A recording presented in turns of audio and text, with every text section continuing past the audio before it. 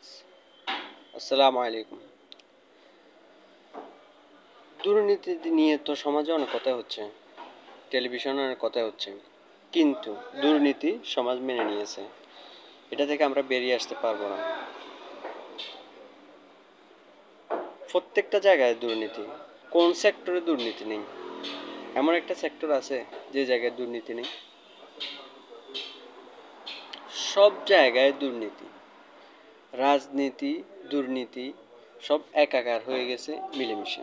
তো এখান থেকে বেরিয়ে আসার কোনো সম্ভাবনা এখন নেই। আর যে প্রজন্ম তৈরি হচ্ছে ওই প্রজন্মের মধ্যেও এটা বিদ্যমান। তারা উচ্চ বিলাসিতা চায়।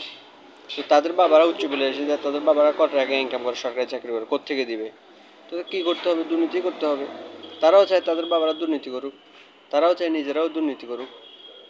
আর এখন তো দুর্নীতি নিয়ে অনেক কথা হচ্ছে। তো দুর্নীতি এটা আমাদের সমাজ মেনে নিয়েছে, কিছু করার নেই।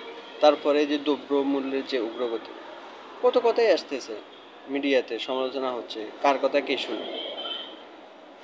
আমি আমার ক্ষমতার চেয়ারে আছি, আমি যা বলবো তাই হবে। আমার মতে আমি চালাবো, যে যাই বলুক, আমি কারো কথা কানে নিব না। এটাই হচ্ছে আমার নীতি।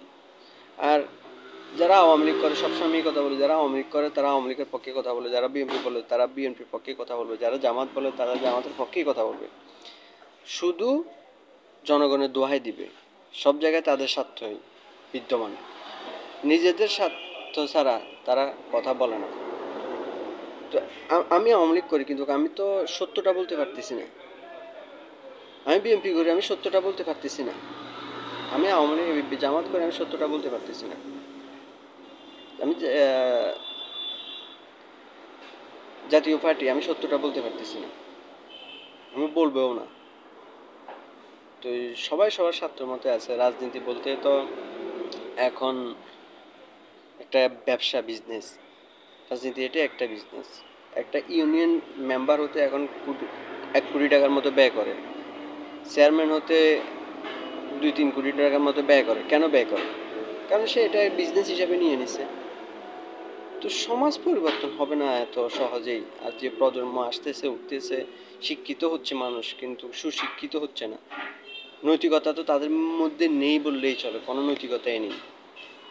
তো যতদিন পর্যন্ত সামাজিকভাবে এগুলো থেকে আমরা উঠে আসতে পারবো না, ততদিন পর্যন্ত দেশ উন্নতি হবে না। এই উন্নয়নে লাভ কি? কোনো ফায়দা নেই এই উন্নয়ন দিয়ে। ভালো থাকবেন সবাই।